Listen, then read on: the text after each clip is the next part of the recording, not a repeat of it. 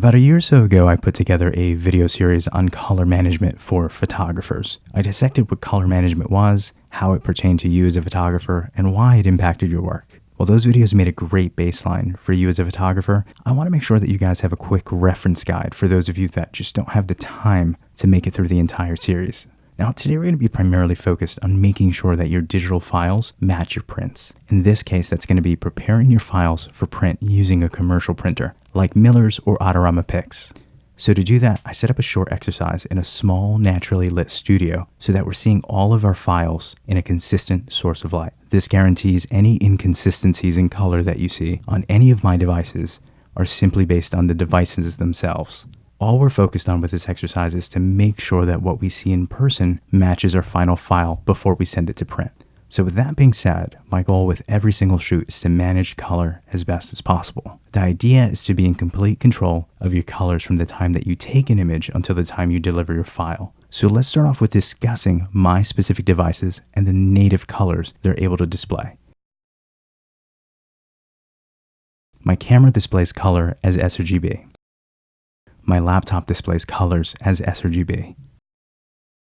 My color reference monitor displays colors as either sRGB or Adobe RGB. And keeping that in mind, I'm shooting raw format and then importing those files into Adobe Lightroom, which imports my files as ProPhoto RGB. Lightroom then displays my files as Adobe RGB in almost every single module aside from the Develop module, where it displays as ProPhoto RGB. Now, my final file delivery to a commercial print lab like Miller's or Adorama Pix should be set to sRGB. So ideally, my entire workflow should be with that in mind. I should be shooting in a color profile that ideally I can manipulate in order to deliver an sRGB file. I should also be sure that every single device that I have is set to sRGB, so I have the most accurate rendition of what that photo is supposed to look like right from each device. So in this case, I'm setting my ASO CG2420 from Adobe RGB to sRGB, so that all my devices are displaying sRGB format. So let's begin with my camera.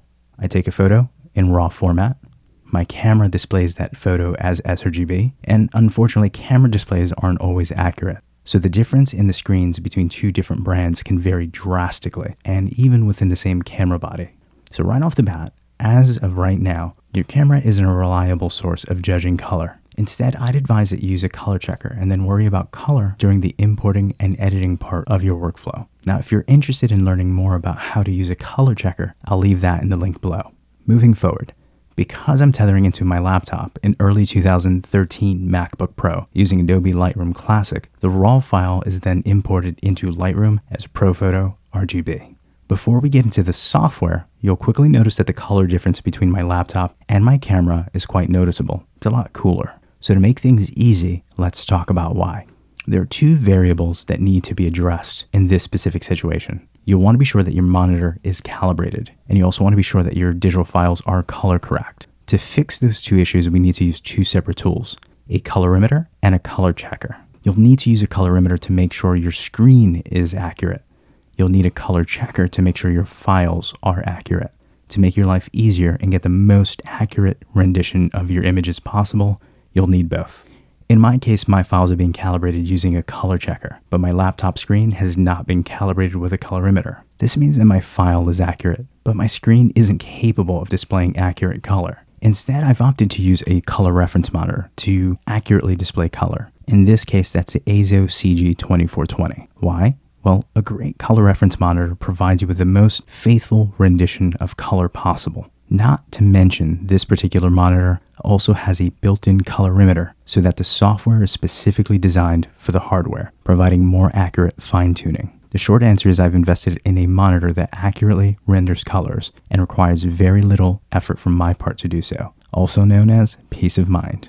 We've talked about the camera, we've talked about the monitors. Now it's time to talk about the software. While I love Adobe Lightroom Classic and Adobe Photoshop to edit photos, you'll want to be very careful how the color is being managed within the software. So as an example, Lightroom's different modules display different color profiles. Library, Maps, Book, Slideshow, Print, and Web all display your files as Adobe RGB. The Develop module displays your photos as ProPhoto RGB. And let me be clear, as long as your monitor is correctly calibrated, this doesn't pose any issue. But you want to be sure that your screen is calibrated. If not, you're not viewing the most accurate color possible. So if you're editing in Photoshop, you also want to be sure that you keep the profile of what's being used by Lightroom when you're switching back and forth. You don't want that to be manipulated. A sense of consistency in editing is the easiest peace of mind in this section. So don't forget our goal during this whole process. I want to take the photo, I'm shooting in RAW format, I need to go ahead and export it out to RGB format. So ideally, I should be looking at 3 separate screens in sRGB format. If the file's correct, the screen's correct, I have the most accurate rendition of what sRGB should look like. Once I'm done editing my file, I head over to File, Export. I go to export that file out. I want to make sure that I'm selecting sRGB as my final color type. So ideally, I have a whole workflow based on file delivery in sRGB format. And the final thing to note is, depending on who your printer is, they will also manipulate your photo to be the most accurate possible. So as an example, I'm using Rojas through Miller's. Rojas has an option to allow for color correction on the side of the printer, meaning you're giving them the option to be able to manipulate that file to create a more color accurate photo based on their experience, not based on what you saw in person. If you want the most accurate to what you photographed in person, I would deselect that option. If you want the best color accurate possible for what's aesthetically pleasing, I usually leave that up to the printer. And that's it. It can be a long, complicated process if you're not sure exactly where to start. But if you guys have any questions whatsoever, please leave them in the comment section below. Until next time, you guys have an awesome day.